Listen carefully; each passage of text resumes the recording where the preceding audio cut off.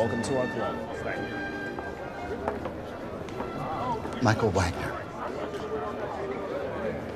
Maybe it's just under Wags. I'm a neophyte. Not seeing it. I have the invitation right here.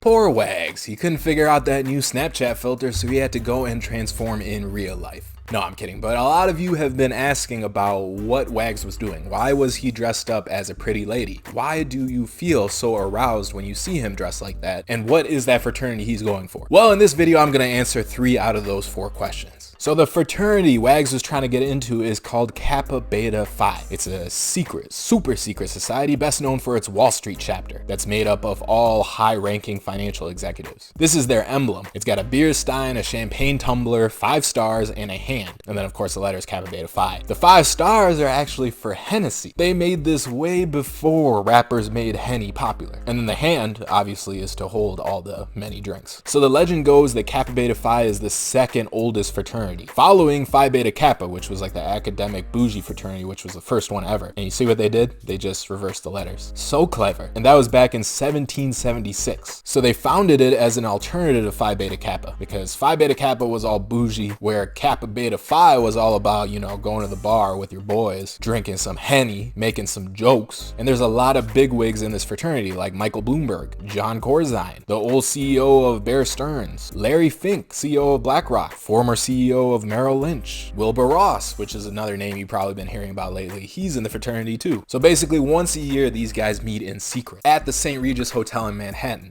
and they tell all the members what happens at the St. Regis stays at the St. Regis. Scandalous. So basically it's part Friars Club roast and part gong show. And the official purpose of the dinner is to induct new members, who all sit at their own table at the front of the room. And they're called the neophytes, which if you remember in that scene, Wags walks up to the table and he tells the guy, you know, my name's Wags, I'm a neophyte. So these neophytes, which are basically the pledges, they got to perform that variety show for the guys who are already in. So one of the neophytes, Mr. Gruss, told a joke about Wilbur Ross, who was the Grand Loaf. And the Grand Loaf is just one of the leadership positions these guys can hold. There's 4 of them. There's the Grand Swipe, the Grand Smudge, and the Master at Arms. Just funny names. They're trying to be funny. Oh, and I forgot to tell you, their Latin motto is Dum Vivimus Itimus et... Alright, well, it translates to while we live, we eat and drink. That's a solid motto. I like that. But anyway, what they do is roast each other, right? So Mr. Gruss said at one point, referring to Wilbur Ross, he's like, doesn't he look like a visitor from another planet? That's the reason brothers and sisters shouldn't marry. Oh man, he really got Wilbur. Wilbur Ross definitely looks like a product of incest. Definitely doesn't look like a happy guy.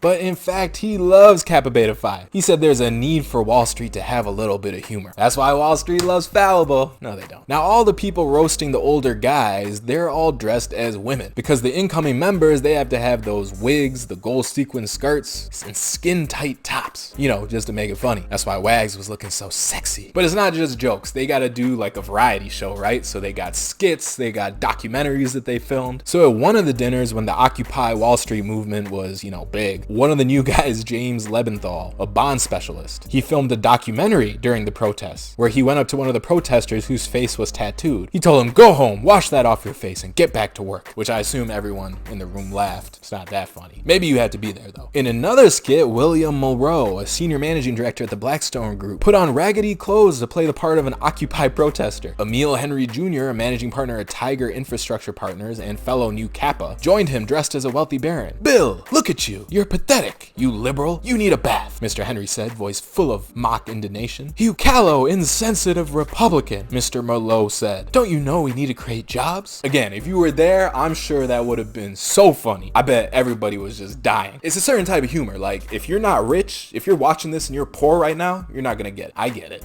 So Wilbur Ross, who is the grand swipe at this dinner, like I said, he had a good line. We have members from every firm that has failed, as well as members from those that will fail in the future. That line killed. That's not bad. That's kind of fun. Because what? You fail and then you get the bailout, right? Taxpayers, what losers. Oh, here's another joke that someone made. What do Steve Cohen and John Corzine have in common? They're future cellmates. Yeah? And if you don't know who Steve Cohen is, he's actually the hedge fund manager that Billions is based off of. He's supposed to be like Axe, or Axe is supposed to be him. And and Steve Cohen is the one who went at it with Preet Bharara, who Chuck is supposed to be. So this whole show is based off Steve and Preet. Now, jokes and skits are not all these guys do. They also have some musical numbers, like the Wall Street themed version of Mama Don't Let Your Babies Grow Up to Be Cowboys, and they just replaced cowboys with traders. Clever, clever. And then ABBA's Dancing Queen, which was retitled Bailout King. That's pretty good. And then 3 neophytes dressed up as members of the Village People for a financial rendition of YMCA. Now those would actually be funny. I'd like to watch that, especially when they're all CEOs of big banks and stuff. And as is customary during these events, some audience members threw objects at the performers on stage, including petit fours, which if you don't know what that is, they're little treats, little appetizers, little goodies. I actually would not mind people throwing these at me. They look pretty good. But they would also throw napkins dipped in wine, which no, I would not be about that. So there you go. That's what Wags was trying to be a part of, Kappa Beta Phi, which is basically a bunch of rich, older, white dudes in finance who get together once a year to have a good time